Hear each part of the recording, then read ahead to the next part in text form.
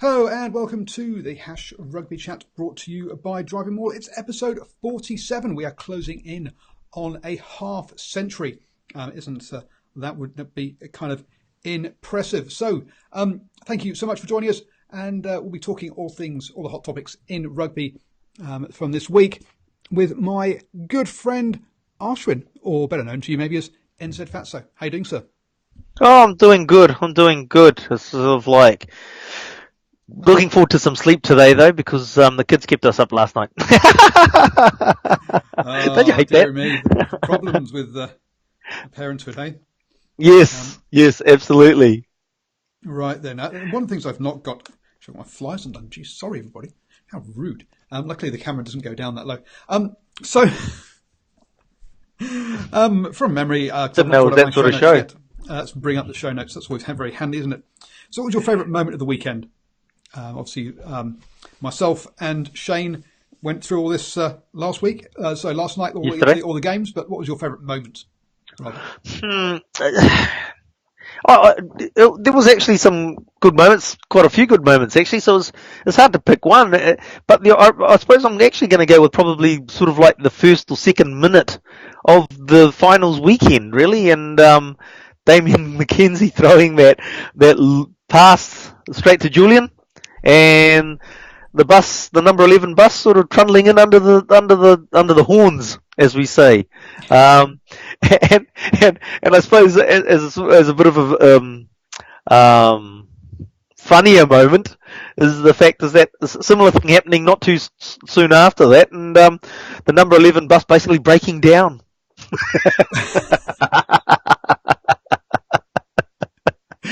Lost a wheel or something. Oh dear me! Yeah, no, I have to agree that the second one especially. Actually, I was going. As soon as you mentioned the first one, I was like, okay, I've got my one. I'm lined up. Here we go. He's lined me up quite nicely. And I took it again. And he's gone. No, he's gone and done it again. Done it again. Oops, I did it again. Oops. Yes. So for those of you who want to have some podcasting or YouTube video, live video kind of training here. What you kind of do, these aren't really conversations, right? It's one person talks, then the other person talks. So that's how these things work. And for that to really work, the person who talks has got to shut up after one point and let someone reply. And not go on and make all the points. Just so that people are also aware, if you've got to just carry on talking, because otherwise they'll take your point.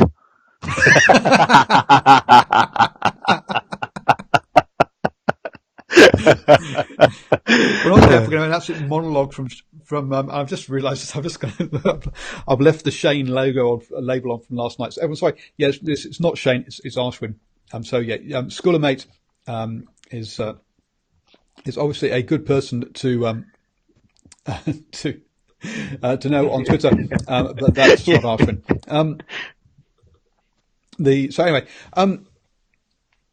That was definitely a good moment. Another good part for me was seeing that the Sharks come back, because I thought for a while there that we were going to end up with an absolute landslide, and I quite enjoyed, and it was good to see them up their game after that 20 minutes and make it into a bit of a game after that, because otherwise it was going to be a bit one-way traffic. We already know what we already knew what the result was going to be, but we didn't want it just to be one-way traffic all game, did we? So no. Look, and one thing from that game it shows is that fact is that at the end of the day, the other teams, like you can look at the Blues game before that, and then obviously the Sharks game. The Blues and the Sharks had more territory and more possession than the Crusaders. It's just the fact the Crusaders use their ball much better. They're much quicker, they're more accurate, less mistakes, yada, yada, yada. And that's the difference, basically. So, it's not difficult for the teams if they want to beat the Crusaders. It's not the fact that, they're very well drilled, they're very well oiled. The reality is that these teams have to go and practice harder and play the game quicker when they've got the ball and not make mistakes. And there you go. So a coaching masterclass there from Ashwin. train better, be a better player to beat the Crusaders. I mean, be a better team. Well, no, not a better player. I don't think it's a better player. It's just the fact that you have to do the hard yards and become more accurate. Because you look at it, and it's just like the forwards were doing their job, the backs were trundling it down the back line, but they're going nowhere because, and it's quite simple why they're not going anywhere. The Sharks were marginally better than the Blues the week before. The ball's at the back of the ruck, and instead of waiting 5 minutes for clearing the ball, they only waited 2.5 minutes. The comment there in the live chat that the Crusaders are way more efficient than the other teams, and that's true. That's it. That's the efficiency. Yeah, they're clinical when they get the ball. They get their points. If the Crusaders are in your 22, the chances are you're going to give up points, and it's going to be in fives as well. But you'd have to say, but when they get into your 22, you look at them and they say the ball just doesn't sit at the back of the ruck. Everybody's in position so that the ball, as soon as it's available, is out. It's not sitting there for the halfback or whoever's in their halfback position to look left, look right, make sure that there's no cars coming, and then cross the road. Says Papa Ashwin. Careful before crossing the road. And yeah, it's as we say, it's not about them doing anything particularly flashy or fantastic. It's just quick ball. It's brilliant execution. You're going to get front foot ball, and if you've got front foot ball, it makes it easier to get quick ball, which leads to front foot ball, which leads to you breaking the line. Because after a couple of phases, the opposition haven't retreated, and there's going to be a gap somewhere, and it's about spotting that gap and moving the ball to it. To sort of like to add to what you just said, you looked at again in a defensive position for the Blues, defensive position for the Sharks. It gets to the point where they're not offside. Both those teams aren't getting penalised for offside. The fact is that they've just taken that the ball's been released from the ruck, and the Sharks or the Blues were taking that last step to get back onside. So they're going in a backward motion, and the ball's come out. Oh shit, we've got to go forward now. And it's difficult to do, to transition from going backwards to then going forward. All the time, you've got your opposition Crusaders coming at you, and you're not in your the feet aren't planted, all those good things that when you want to be in a defensive position to make a good tackle. Yeah, and then because you're on the back foot, you get knocked over, and it goes front foot ball, gets again, they have momentum, and unless you've got two guys jackling to slow the ball down, the ball comes out quick again, and it's just relentless. Once they get that roll on. And one of the things that I talked about pre the weekend was I thought Sam Cane was going to have a bit of a field day at the breakdown against the Hurricanes, but Mr. Evans played out of his skin and had a great day at the breakdown. Laumapi really wanted to show make some points and had some pretty hefty clear outs against his opposite numbers. So that's basically where the Highlanders have got to front up yet again, is at that breakdown, slow that ball down so that you can get on the front foot. Because if you're not on the front foot, it's all over. Yep. And bonjour to the French comments. Sorry, but my French isn't great. But it says, "Oh, Rugby 7," which means I've got a funny feeling it's going to be saying congratulations for the Sevens. So thank you for that. We will be talking about the Sevens later. Actually, you know what? Why not move straight onto that? Just bang straight into it. You've gone and typed that straight. You've gone and typed it in there. So question 4: New Zealand Sevens success. ...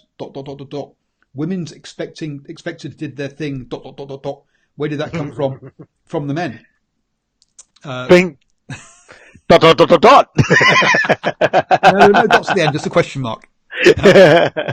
No, but pretty much this is like what we talked about, I think, last week on Hash Rugby Chat, is we were expecting, look, the women are totally dominant at the moment there. If not at another, yeah? No, the Canadians, Australians are both, Australians are the Olympic champions. Canada have Oh been no, I'm talking about just in the current sort of like the last 6 months. Obviously, right. they've just stepped it up. No, you absolutely agree. I mean, obviously the Australian women are the Olympic champions, but just in the last 6 months, they seem to have sort of stepped it up, and really nobody's really able to get within cooey of them. And as we spoke about last week, barring something drastically going wrong, we didn't see the women not winning. And in the end, France actually put up a much better fight in the final than I thought they were going to do, because I thought, they would have played their final against Australia. We were all expecting an Australia-New Zealand final and the women's final. With France knocking them out, I thought that France had played their final in there. The scoreline might not reflect it, but I thought they put up a good fight. One thing with the women's, what you really do notice massively, the Blackfern Sevens, is the fact that they just hold on to the ball. It's ball retention. The other team just doesn't get a look in with the ball, and if you ain't got the ball, you can't score. That's very true. I'm just bringing up the standings of the world. I'm trying to bring up the women's standings. I just keep getting the men's standings for some reason.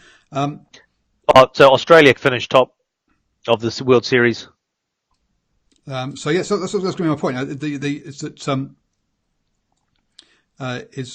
that as you say, the Australia finished top. New Zealand was second. So Australia won the opening 2 rounds of the World Series in Dubai and Sydney, and came second in the last 2 in Langford, which I believe is the States, and Paris.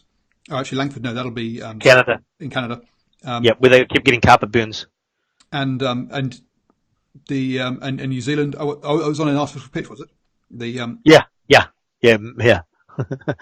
And New Zealand, after having a pretty poor opening round in Dubai, actually, to be honest, came back to get silver in Sydney and then gold in Japan, because I can't say the town name. Canada and France. So they got 3 golds to finish off. Finished 2 points behind Australia in the overall table. Before those final three, they also picked up the gold in the Commonwealth Games. So effectively, they won 4 tournaments on the trot, leading into the World Cup. Which that's very impressive. I didn't realise that they'd I remember the Commonwealth Games one. France came third in the table. I didn't realise they'd done that well, picking up 1 silver medal along the way. Canada 4th with 2 bronzes. USA 5th with a silver and a bronze, and Russia 6th with a bronze. England disappointingly down in 8th, and that's what they didn't do very well in the World Cup either. They got knocked out early on in the women's. The good form. So they obviously timed their peaks of their performance perfectly. Yeah, absolutely. Just running it in nicely, and you look at it's. You go back a few years, and you'd have to say the I'll put it this way: the standard is just improving, and it's just getting better and better. And watching their games just absolutely is exciting. The running that they had, the running play, etc. Fantastic play. Don't know what more you can actually say. Is the players themselves. You've got some good stars in there. It's a shame, as we talked about last week, that we won't see them running out in the 15s jerseys, because that's what you want to see these days now. When you've got stars, the people want to see them. Yeah, and then obviously they're being rested for some of them have decided to concentrate on sevens purely and heading towards Tokyo and the Olympics, not next year, the year after next, even. Wow. Yeah. So I think when you look at I suppose just digressing slightly, and the fact is that you're trying to promote women's sport. You want to show that the quality's there, and it's good watching, because that's what it's all about. At the end of the day, we've talked about on previous shows, where basically sport's really just another form of entertainment now, and it's like going to the movies. So when you've got a good product, you basically have, and you're trying to grow that product. Have you got time for a rest, or do you have to basically keep rolling the cattle out to put on a performance for the punters? Yeah, but we don't see the men playing sevens and 15s They do stick to one format on the whole. So that's got to be got Absolutely. However, those men's players are playing an NPC competition, a Super Rugby competition, and then an All Blacks competition, and it's winter internationals and a Super Rugby Championship, and then they've also got an end of year tour where they go and play 4 games as well. So, at the end of the day, at this point in time, the women aren't playing the volume of rugby, especially at a higher level, because when they go down, their drop to their NPC competition is going to be a big drop down as well. So, yeah, you just haven't got the numbers there to keep the quality up. That's, you've got to call a spade at some regards. So, I sort of think, no, they're not playing the volume yet. That means that they have to be rested at the amount that they are. There's that bit. And talking of the Farrah Palmer Cup, it's been fantastic to see to hear that it's been expanded this year, and there'll be 12 teams will play 42 matches over 8 weeks. Yes, I'm reading out the news release. But Taranaki are joining in the competition now, and so the Premiership division is Bay of Plenty, counties Manukau, Waikato, Auckland, and Manawatu.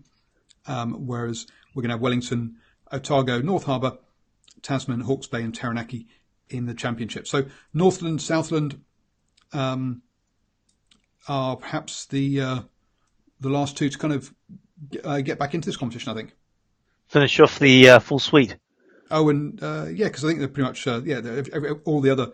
I think just about all the other Mitre 10 Cup teams have actually got have got a women's side now. So it looks just those 2 left, and then we'd have pretty much a full full complement of sides. So great. Taranaki haven't been putting a side in for the first time this year, so I'm looking forward to getting down to a couple of those games. But on the men's side, a bit of a surprise final, really. New Zealand versus England. Hugely surprised. I mean, let's face it. I mean, talking about it in the office because it was on Monday, and I get into the office and my boss is watching the South Africa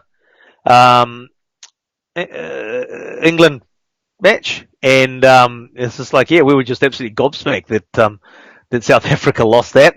And then I sort of like sit down, I was like, holy crap, New Zealand beaten Fiji. So, look, totally unexpected. And when you look at, we've just talked about the Black Ferns and their run of form, 4 tournaments leading into the World Cup. Conversely, you look at the men's form leading into the World Cup, and it's just like, that was just totally out of the blue for mine. But well done. You can't knock it, because it's at the end of the day, you've beaten Fiji on the way through to the final. Even that final was, England didn't just lie down and you just ran over them. That was a tough final match to actually win through and take the gold. Yeah, I'm very surprised that England got there. I mean, England have only made one final all season. That was the last stop of the HSBC Sevens in Paris, to be fair. But between in South Africa, only won 2 stops of the HSBC Sevens tournament, but were consistently making the final 4 to win the tournament overall. Fiji won 5 out of the last 7 tournaments, and won 5 tournaments in total. So they were, you've got to say, they look good heading towards this competition. I didn't see the semi-final, but I was trying to follow it at work, and it just seemed like they ran out of gas, which was, quite surprising when basically it was held over 3 days as well, I believe. The men's games did actually start on the Friday, and it was rather surprising that they ran out of gas. So very surprised. It's those two. As soon as I saw the semi-finals, it was like, okay, it's going to be a South Africa Fiji final. Was my expectation, having seen the form. But congratulations to New Zealand for peaking again. Right at the they only made one. They won one final. They made the first 2 finals of the year, the round in Dubai and Cape Town, but dropped off pretty spectacularly after that, having some tournaments, particularly in Vancouver. So to turn that around, as you say, was surprising and very, very well done. And if for England to make the final, again, I say they only made one final all year and had an absolute shocker in Hong Kong. Even though they finished fifth in the table. And to add to that, one Kurt Baker maybe sort of proving a point to Sir Gordon Titchens about a certain Olympic competition. Yeah. No, I don't think not the photo, just the actual play on the field. Now, what was he doing? I don't know. Apparently there was something behind it. There was I hope so. His bum was on show as well. Hey, hang on. The Beast got his buttocks out on Saturday night. So what's wrong if Kurt does it? He doesn't appear to be ripped to pieces, but I really, it's just a silly thing to do. The vodka shots by the girls, that's you're allowed to drink after you've won that kind of tournament. But yeah, I think that was that was good. A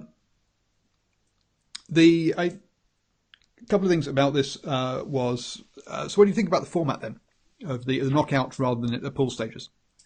I don't know, mixed day. I mean, like you're sort of flipping and flopping like a politician. Because one moment I sort of think, it's a bit harsh. You lose one game and you're out if you're good enough. At early doors as well. And then the other thing is like, hey, no, well, it's just the way it is, and you've got to bring your A game to every game that you run onto the field. So yeah, I don't know. I'm a bit mixed about it, tell you the truth. In saying that, I did really enjoy it because I suppose that sudden death nature of every game does bring an edge to it that's sometimes missing, and maybe adds to the boredom of the World Series sevens. It's just like, yawn. It's the pools. We know who's going to make it out of pools. Even if one of let's face it, if South Africa, Fiji, New Zealand, Argentina, and there's a few others, if they drop a game in the pools, they still make it out of the pools. In fact, sometimes there's been a situation where they've dropped 2 games in a pool, but because everybody in the pools dropped 2 games, they'll still manage to get out of the pool. So, yeah, I suppose I suppose if I was pushed, you'd say that it's a better format than the World Series. Someone making a good point that actually to differentiate the World Cup from the Olympics is going to stay as a pool competition and is going to be the pinnacle of the sport. That it's good to have a different format to make it different.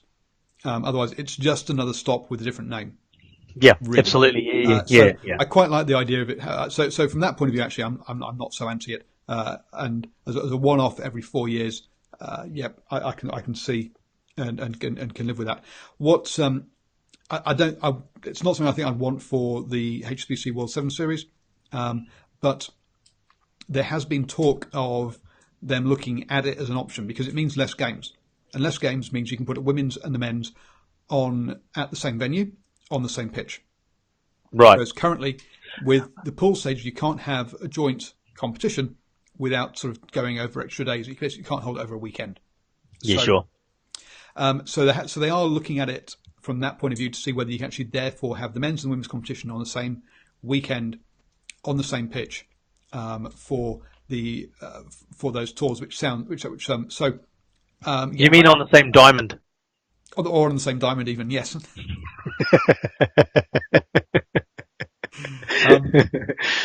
So from that point of view, I can see where they're coming from, and I think that the women need more stops on the tour. There is no two ways about it. I don't think a country should now be allowed to host a men's tour stop without having a women's one. That's my opinion. It doesn't make sense on why it's that difficult, tell you the truth. I know that, we've got to fit it in within schedule and this schedule and that schedule. I was just like, yes. Yeah, I don't think it's that difficult, tell you the truth.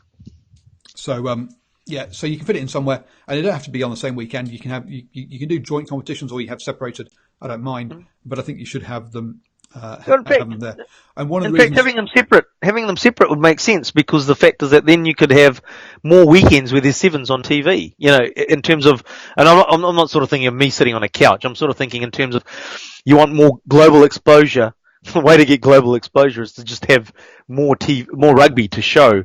And so if you've got the women's tournament happening on the previous weekend or a following weekend to the men's tournament, it just means it's another weekend where you've got sevens that can be broadcast to the world. Yep, true. But then is that saturation of content and people just don't watch it anymore because there's just too much of it? I'll be honest, I enjoy going to a sevens competition and spending a weekend drinking, watching rugby. But I will not sit down and watch a whole day's worth of rugby on TV.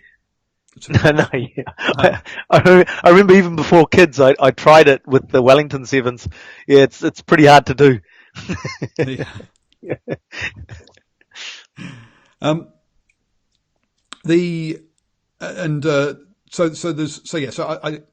I liked it. I can see why they would look at using it, but I wouldn't want to see it for the HP7 things. I do think the women's want some more. Some questions in the chat about what we thought about the USA hosting this event. You go first because I'm about to head off down an administration one here. So off you go. So you go first. Oh, look, for a venue, at the end of the day, I suppose the key is getting people there. You know, it doesn't make very good TV if the stadium's empty. And I read a tweet from Keith Quinn that said he was at the 2013 Sevens World Cup in Russia, and there was nobody at the ground, and they got told they had to say, "Oh, there's 25,000 people here today," and it's just like it was pretty obvious. They said watching it through the camera that there wasn't 25,000 people there. So to see full stadiums there watching the game, it added to the atmosphere of watching it live at home as well. So I think it was a bit of a success. The novelty of holding it in a baseball stadium. Yeah, that was rather interesting. Considering it's in San Francisco, and I believe they've got an okay stadium there. Maybe it's just I guess the numbers would be the issue, that they wouldn't be able to fit the people in. And I guess using an NFL stadium would be too big, and the problem is that the fields are too narrow. There is that. Okay, so I think Go Paul. I think they by all accounts. They pulled off a decent tournament and it all went well. And that's good. First off. Secondly, though, one of the guys who's attached to this baseball stadium also happened to be on the board for America's USA Rugby.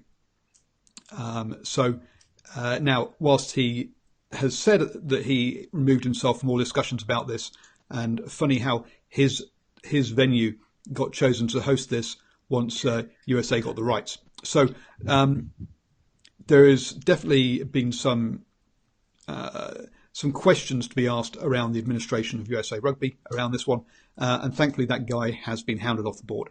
So he's no longer on the board. So he's been chucked off, as have his lackeys. It's pretty much an entire turnover of the administration in USA Rugby.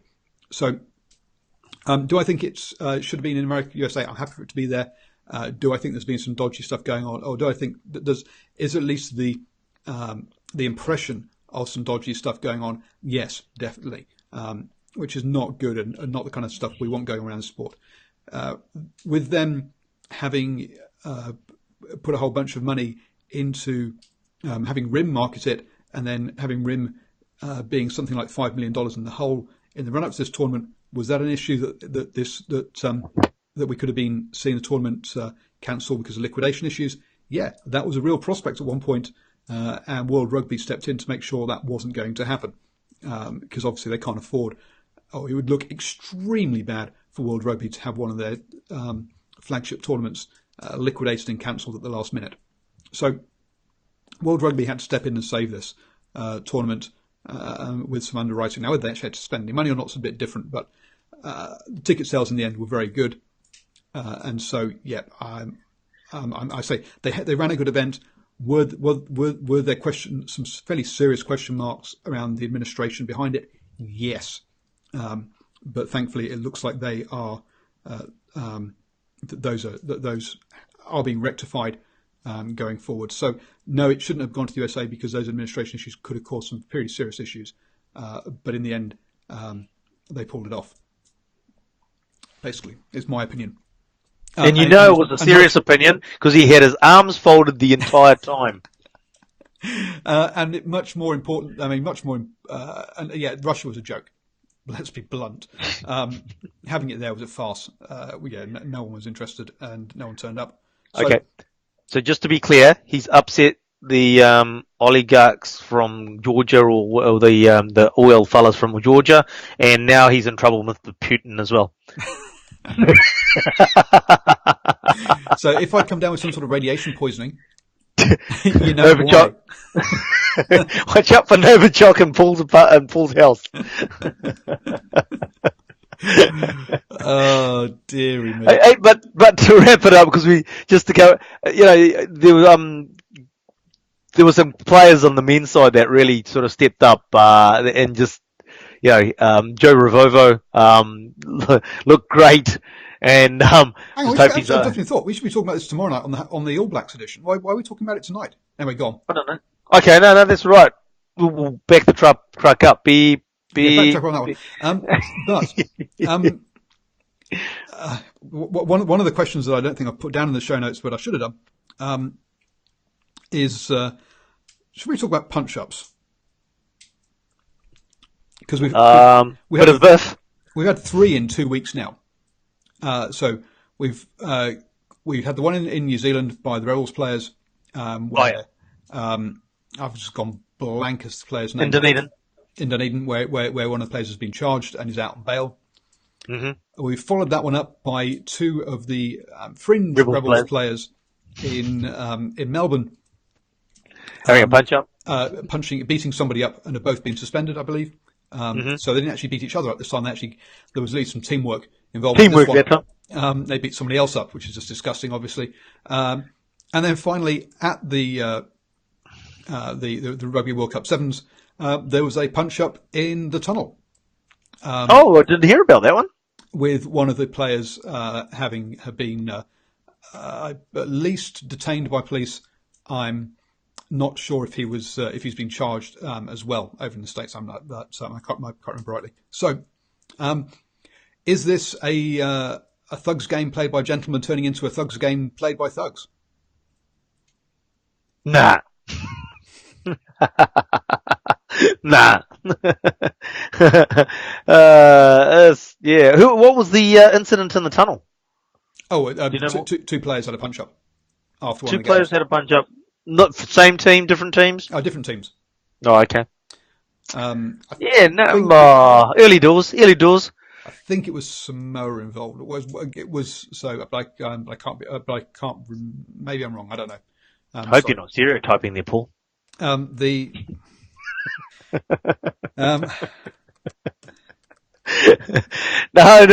Look, there's a couple of incidents which you'd have to say are outside of rugby, and it's not good enough actually. The both the Rebels incidents I'm referring to, they're outside the game. Just before you go, there's stereotype crossed arms. Yeah. Quick Google search. Samoan player arrested in fight at Rugby World Cup Sevens. So no, it wasn't. Well, it was actually... good luck trying to get a green card now. But basically going back to it, you get a bit of fisticuffs on the field. You understand that in the heat of the moment. That red mist, once you leave go past the sideline, should evaporate and be nothing, be gone. So anything that happens off the field is serious. And when you look at the Rebels incident down in Dunedin and then the Rebels incident in Melbourne, those are the incidents that are the worry in terms of, I suppose, education. That's what it comes down to. Your professional sports players, the easiest thing they need to realize is that they're putting at risk their occupation. When they've got a great occupation where they get to play rugby and get paid for it, and it's just like, well, if you don't, all you're doing is risking that ability. Yeah, you are absolutely, and it needs to be stamped out. And players have got to be shown that this is not the kind of this off-field behaviour is not acceptable. Now, Yeah, absolutely, 100%. Just to give you a little bit of details around the one in the States. So the fight broke out at 3:30 in the afternoon. So let's be honest, this is the one that isn't drink related, unlike the other two. And I think there's definitely an alcohol issue that needs to be sorted out with some of these players. Gordon Lankidi, 22, was arrested after he assaulted 3 players from the Wales squad. Good effort. The wrong answer. Sorry, my bad. But one player was sent to hospital with a broken nose and cheekbone. The other 2 suffered a lacerated lip and eye, respectively. So, whoa, that's serious. Very serious. Yeah, this wasn't not a laughing matter. This is not a laughing matter. So again, whilst you say, we see the odd fisticuffs on the pitch, but it rarely leads to anything more than the players get up and carry on. It's handbags. We're not talking, as we say here, which is lacerated lip and so basically a cut eye and a cut lip. That's what we're talking about here. And the broken nose and a broken nose and cheekbone for one player. Yeah, well, the broken nose and cheekbone, that's a serious whack. That's, yes. Or wax. Yeah. So, that's got to be, his bail was set at $100,000. So he's going to have an extended holiday in the US then, basically. Looks like it. So it's this kind of stuff. I know some people are like, in the old days, these things were sorted out between players on the pitch, blah blah blah blah. Personally, I much prefer the fact that the fighting's taken out of it, and the referee deals with it on the pitch nowadays. It's not dealt with by this sort of stuff. I think we need to be careful we don't head more down this route. I say 3 incidents in 2 weeks is pretty. Yeah. It's coincidental. It's not. We're not going to have 3 incidents next 2 weeks. Well, hopefully not. But yeah. So it seems to be a bit of a Pacifica night tonight because next one up, player eligibility, and Charles Piatow came out and said, "I hope they change the eligibility rules because," and I'm paraphrasing here, "I can't be bothered to go through the World Cup 7, the Olympic Sevens way to qualify. That's much too much like hard work, and I'll have to miss some games and not get paid so much." Or is that slightly harsh? No, that's about sums it up. It's just like, I mean, how much would you actually miss out on if you went and played for a tournament, two tournaments, which we talked about last week? It's 2 tournaments to play. How much would he actually miss out on to go and play in 2 tournaments? Because the reality is, he's probably be able to just turn up for the weekend and get picked, if you know what I mean. He doesn't. It's all he has to do is basically what the Payne train did, and he played, was it 5 minutes of sevens rugby, and is now tied to Fiji and can't play for anybody else. He doesn't even have to play the whole tournament. He's going to turn up, walk on the pitch for 10 seconds at the end of a game for 2 weekends, and that's it. That's all he needs to do. Doesn't even need to play a whole game. Doesn't have to touch the ball. Doesn't have to tackle a player. Doesn't even have to risk injury. Just has to just walk on the pitch twice. He's basically said that he doesn't want to. That he doesn't really want to do it, and it's cheap PR, I think. Yes, absolutely. That's all it is. It's sort of forgotten what raising his profile. That's it. Keeping his name in the headlines, isn't it? That's basically what it is. If he's serious about wanting to play for Tonga, he'd take the hit and he'd go get himself involved with the Tongan Sevens team. He'd probably be able to fit one of those tournaments in around the off season of his commitments with the Premiership team. Wouldn't be a problem. It's hard to take someone seriously if it really means that much to them that they can't take a little bit of a hit in the salary when they're earning that much. Yep, absolutely. Especially as he's rumoured to be the best played player in the world next season. And actually, a comment in the chat that I actually missed out on was: have you heard of the news around the New Zealand 7 stop and their plans for it? No, I have not. I saw that comment, but no, I'm not aware of what that's about. So basically, New Zealand, and to be honest, this is the article I'm reading here came out about 3 hours ago. So this is pretty hot off the press. Or sorry, 2 o'clock this afternoon. So a bit over a few. Hang on, wait.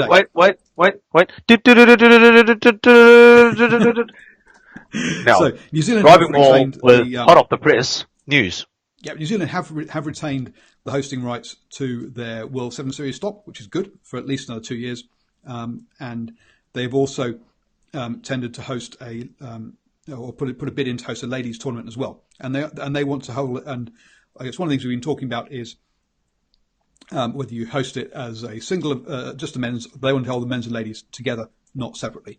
Now, knowing the layout in Hamilton, there is another pitch just behind one of the just behind one of the stands. And I find there's not much.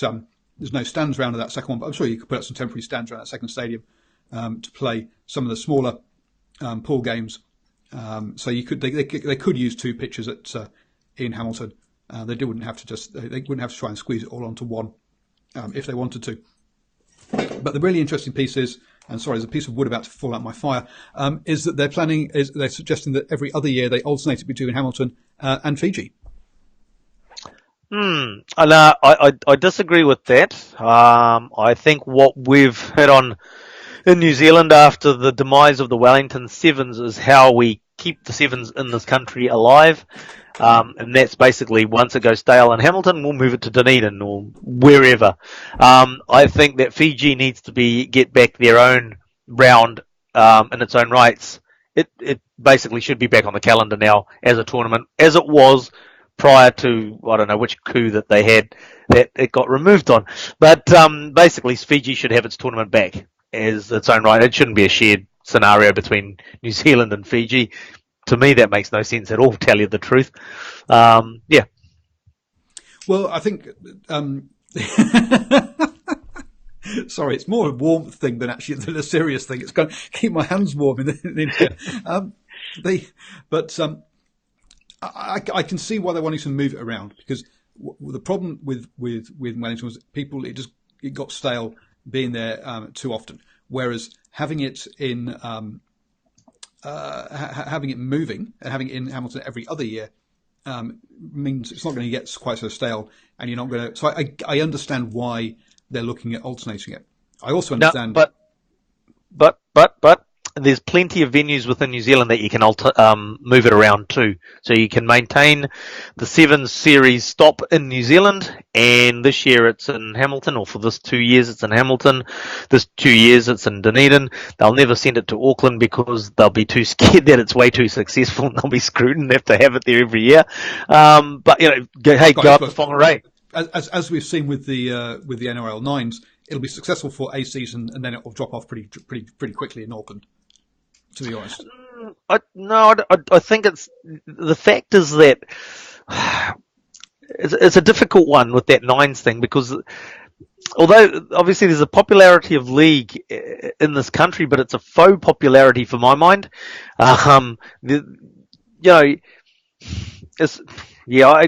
It's hard to explain, to tell you the truth, Paul, but I don't think that the popularity of league is as real as what we actually think it is. And therefore, when the Stars didn't turn up in particular for the Nines and they weren't on the field, then it was doomed. With the Sevens, I think there's a formula there for the Sevens that isn't there for the Nines either, and it's just a different set that also goes along to it. Different type of people that go along to that competition. A lot of people went along to the first year of Nines thinking it's going to be like the Wellington Sevens, and then they got there and it's like, no, it's not. That's very true.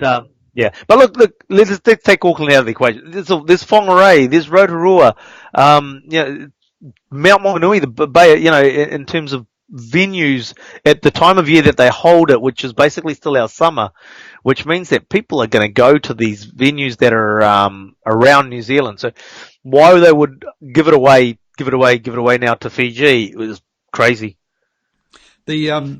Like what you did there, sir. But the to me, part of having it in Fiji is that the Fiji Rugby Union gets to learn the administration and build the business sides of it. And if it's a New Zealand done thing, then basically they're not going to learn anything from it, because New Zealand are going to put their own event organisers in, and those event organisers are going to fly out again. So it's not going to. You're not actually building the infrastructure behind it in Fiji. I think that you think maybe some of it will. No, but to be fair, they had a successful tournament, and I actually attended one of them many years ago. It was a successful tournament. It sells out. The people turn up. It's a good tournament that's held there. So it was just obviously after political things that happened that they got stripped of the World Series tournament. From what I understand, it was a while ago. Could have it wrong, but my understanding was just the political environment that meant that they got the World Series stripped off them. Yeah, no, and Jack makes a good point. Replace Singapore and have a tournament in Fiji, as well as New Zealand. Yes, absolutely. And I'm with you about moving around New Zealand. You're right. I mean, Dunedin, it's the wrong time of year for Dunedin, unfortunately, as all the students are away. Yeah. So that's not necessarily great. But they've got the perfect venue. They got the perfect venue. But can you also imagine a Queenstown Sevens? I mean, which like for the people listening from and watching from overseas, we used to have our national sevens, New Zealand national sevens tournament was held in Queenstown, and geez, it was just spectacular. Oh well, I might as well do it. I just thought, it's party town. It would work perfectly there. Yeah. So it's again, I think, I think there are other options. I'm not totally anti this one and I think it's going to be good that it goes to Fiji, and I think it's also good that it doesn't happen too many years on the trot in Hamilton, because I think it will fade in the same way it does in Wellington. It will. So those two, I'm not down on. I just think there are better ways of doing it. Yeah, and hopefully the NZR, if you have learned from the Wellington situation, is the fact is that, hey, look, Hamilton, see the signs, it's going stales, let's shuffle it around. Doesn't mean that it can't come back to Hamilton, it's just shuffle it around. Yep. And the other thing is that, there's so many other parts of New Zealand that's crying out to see high level rugby, and they're missing out, and there's an opportunity for something like this to be taken around. There is, and you're right. At the moment, you've got your 5 centres where the Super Rugby is, and they get Super Rugby. You'll get each the 5 teams will on the whole take one game somewhere else. Now, having the French Barbarians here meant that the Highlanders could play the French Barbarians in Invercargill rather than taking a Super Rugby game down there. So Invercargill's still got a high-level rugby game. But that's pretty much it then. The All Blacks very rarely play outside of these big centres. And now that places like Taranaki, New Plymouth, with both the east and west stands, the stands on both sides of the pitch, closed due to earthquake issues. Unfortunately, the All Blacks aren't going to come back here for a few years because there's just not the capacity. They do need to travel it around a bit more. You are the new Christchurch. Well, it's just at risk. It's just not actually fallen down or anything. It was, so which is a bit of. So apparently one of the, and this is kind of interesting. So one of the stands apparently is at risk of sliding into the pitch if we have an earthquake. So it's a closer fan experience. There's that, and it's also it's fine for the players to play on a pitch with a stand that might charge them, but it's not okay for the fans. They might get run over by a stand as it flies across the pitch. It's we'll see. I've heard back from Taranaki Rugby, so they're considering my press application. So hopefully, I'll be able to get some interviews with players and stuff. It'll be awesome. Now then, another topic that you put in here around Pacific Rugby players' welfare. You wanted to have a chat about this. Yes, because it's getting late at night, I'm drawing a blank, so I'll have to look at my notes. No, but actually, I do remember what it's about. Basically, it's the fact that you're starting to get a lot of players. We've talked about this before. There's a lot of scouts from Europe and France in particular going to Fiji, picking players up early level, and then they're getting shipped over to France or to the European competitions. And when you look at, I can only talk about what we see over here in New Zealand, and that you've got a players' association which works in the interest of the player to make sure that they're not being used and abused, that they're getting a fair deal, that they're not being discarded unfairly, and they're not being mistreated. You've got people that basically run rugby teams on egos up in Europe, and obviously we were alluding to a couple of French teams in particular here, where they'll basically just go and buy cattle where they can, and if it's not working for them, they just discard them without regard. We saw I think it was the Tongan player who ended up in Italy with a health condition. His insurance ran out. He was basically stuck there. He couldn't leave. And he had a kidney condition, I think it was, or something along those lines. In the end, people globally, I think, or back in Tonga, raised money to get him home. But he was stuck. He was absolutely stuck. There was nobody there for them.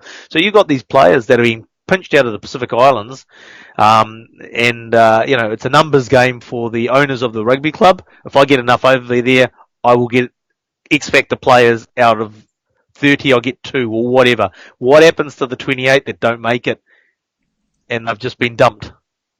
Yeah, just give people some kind of numbers here. There are over 300 Pacific Islanders playing rugby in France and over 500 in Europe. 15% of the world's professional rugby players are of Pacific origin. Now, I'm not sure actually whether born there or whether probably culturally origin. And as it says, some of the issues that come along with this, the cultural issues, loneliness, unregulated agents, and financial pressures. Now, a lot of these, and I guess so me, for example, I'm an only child. My dad's only child. My mum's one of 2. And European families tend to be smaller, and so some of the financial pressures on us can be less as well. Whereas or you can say it's more on one person. But in the Pacific Islands, these families are much bigger on the whole. And quite often, the person who's away, will be seen as being this very rich person who's earning a lot more. But of course, their costs are much higher as well. So whenever anything happens, whenever someone gets sick, or it's such and such as wedding or whatever, they're expected to send money home. And those pressures can be very real. I've seen, and on a different scale, but when we lived in Singapore, we had Filipinos would be seen as being the rich Filipino in Singapore. Now they're a maid, someone who's cleaning someone's house and not earning a lot of money, but they would have to send money home for these sort of things, and there are similar family pressures on these guys as well, which is kind of some of the financial pressures we're talking about. The loneliness. Quite often their families don't travel with them, so they'll travel overseas on their own and be at a club. And they may be the only Pacific Island player at that club. Now, with 15% of the world's professional players being Pacifica, that's become less so because there are just so many of them in teams. It's very rare now to get only one player. So there is some, at least, help there. And the unregulated agents, that's something you've talked about, as you're kind of mentioning there, is that some agents will even say, you've got to pay me a fee or the first 10,000 euros you earn are now mine as my fee for shipping overseas, which is kind of they're actually acting as like a immigration consultant who says, I've got an upfront fee that you got to pay, rather than actually as a player agent that's setting up a player contract at a club. Yep. Essentially, yeah. But I mean, for a lot of these guys, this is a way out, a way to prosperity. And more so than that, actually, Paul. You look at a Charles Piutau scenario, and the fact is that it's not a prosperity for that individual; it's a prosperity for their family. Yeah, and it's and they see it as a responsibility for them. They've got that opportunity. Their parents have given them to be able to now make life a bit more comfortable for the whole family. Hey, wasn't it Fekitoa who mentioned that I think there were like 12 kids sleeping in his house when he was growing up as a kid? Yeah, something like Because that. and from memory, and some of them had to sleep in the garage. I mean, living in Auckland, I remember walking. I used to live in Auckland in a place called in an area called Meadowbank, which is a next door to perhaps the most affluent area of well, it's one of the most affluent areas of Auckland, or next door to. And even then, there were some houses where you'd walk down the street, and basically the garage was used, was basically the living room of the house because the family was so big, and it's how many people can live there, and they just live outside because there's not enough room inside to socialise. So yeah, there's that. So that's definitely part of. So effectively, what we're saying is that you've got a community there that is very easy to take advantage of.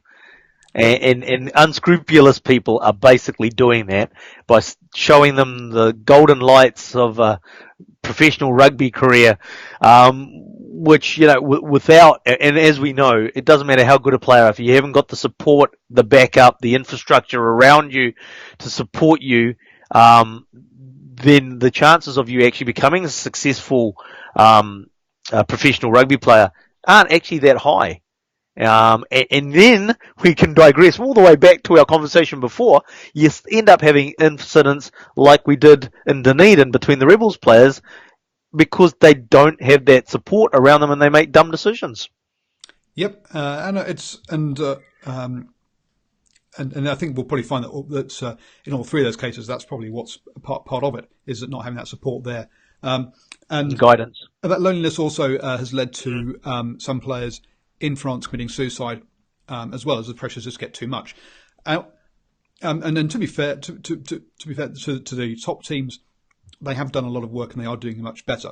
And it's generally now not the teams in the Aviva Premiership or the players who are playing in the Aviva Premiership or the players playing in the top 14 or the Pro 14 that are so much at risk. It's the players who are playing in the Rugby Championship, the players that are playing in Pro Div 2 or the second division in France or lower, that are the players that are most at risk because those clubs haven't signed up to various rugby. So the Rugby Players Association in the UK, for example, only deals with players in the Aviva Premiership.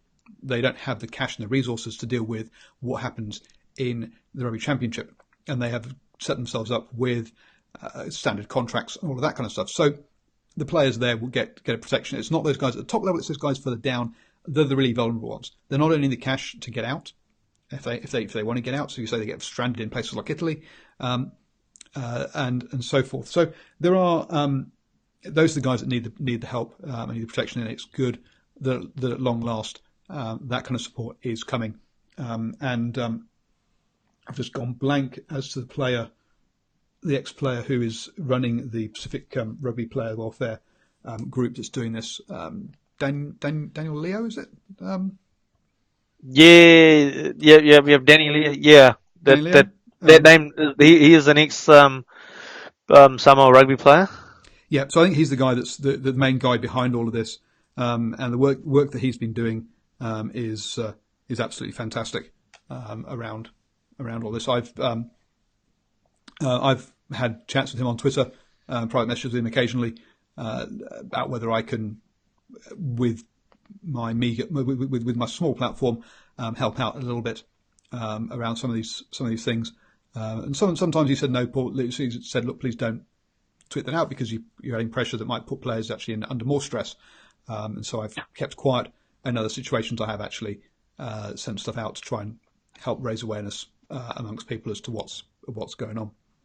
Yeah, I think reality is that we need to bring it out in the open.